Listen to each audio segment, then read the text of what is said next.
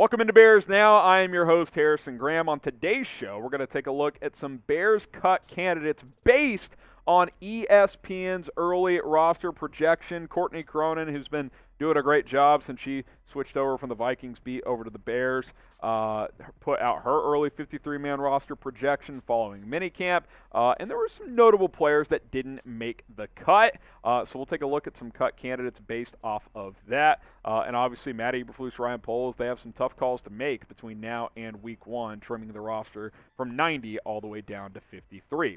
Before we get to all that, though, the month of June, it's come and gone. It's really come and gone. Help us out trying to reach 20,000 likes for the month. So hit that thumbs up icon if you love the Chicago Bears. We're currently at 17,891 likes for the month. Need 2,109. Can we get there? Can we get to 20K? Time's running out. When you're watching this, it might be July. Even if it is, let's start July with a bang. So like this video if you love the Bears. Let's get as many likes as possible here on this video. Okay, let's get to some surprise cut candidates based on ESPN's roster projection. Dazz Newsome did not make the cut, according to Courtney Cronin.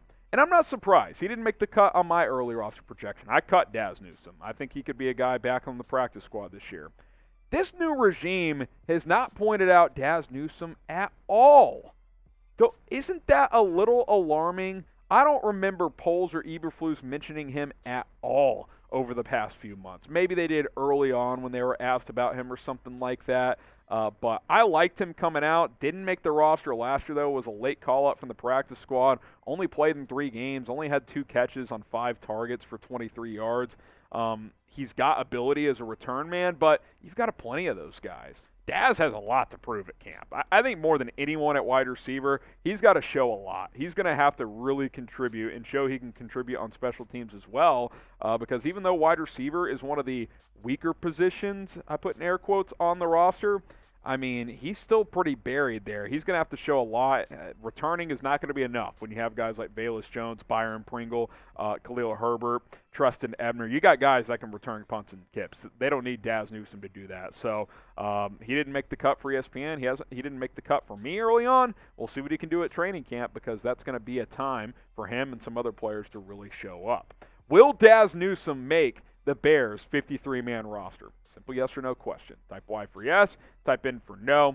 Will Dazz Newsome make the Bears' 53-man roster?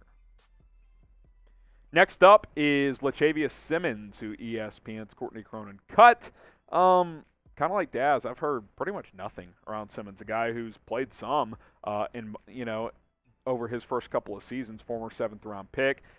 My overall take on this is guys like Lachavious Simmons, Dieter Eiselen, some other guys, these guys are just cooked. Offensive line leftovers from the last regime. And I don't mean, I won't necessarily include like a Cody Whitehair in there, because he started a bunch of games and at times has played really well, although he didn't play last year. Think of guys like Eiselen, right? I know they signed Sean Coleman, but they already cut Arlington Hambright a while back. Like, those guys, it's just, they're cooked. Maybe Sam Mustipher makes it just because of need on the interior, but I think there's a reason the Bears spent 4 draft picks on offensive linemen on day 3, Doug Kramer, Jatiri Carter, and Zach Thomas and Braxton Jones, because it's out with the old, in with the new. They like these guys they've brought in, and they'd rather bring in guys that they brought in the draft. So I think a guy like Simmons is facing an uphill battle. I'd be open to keeping him on the practice squad because he's been around.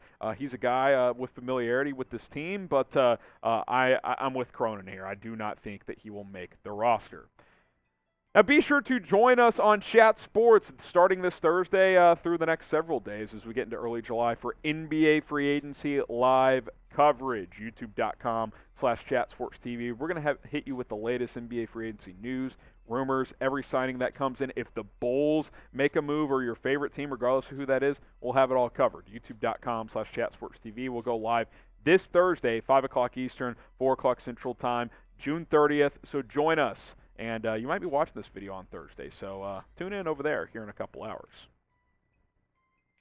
Mike Pennel, the defensive tackle, who the Bears recently just signed. He was excluded on Cronin's roster projection. This is one where I may actually disagree as the Bears signed the veteran defensive tackle. Now, remember, the Bears brought him in last year, put him on IR and then released him due to an injury settlement. He ended up landing with the Falcons and played okay last year. Wasn't his best season overall. But the Bears brought him in. This is a guy who's played well as a pretty good run-stopping defensive tackle in the past. And it's not like you've just got studs on the interior, right? Justin Jones, solid player. Angelo Blackson, solid. But these guys aren't world beaters. Kyrus Tonga, I liked what I saw last year as a 7th-round pick, but switching schemes here, he was a 7th-round pick for a reason. Mario Edwards, more of a 3-tech edge hybrid. Lacale London, I don't know. I think Mike Pennel might make this team. He might be your 4th defensive tackle, 5th if you carry 5.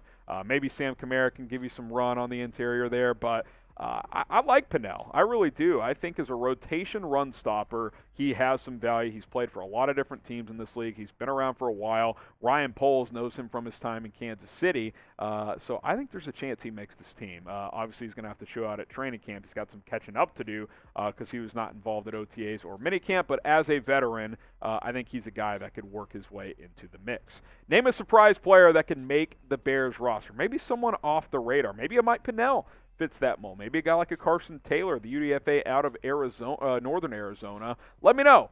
Name a surprise player that can make this Bears roster this year. How about Elijah Hicks, the rookie out of Cal, 7th-round pick.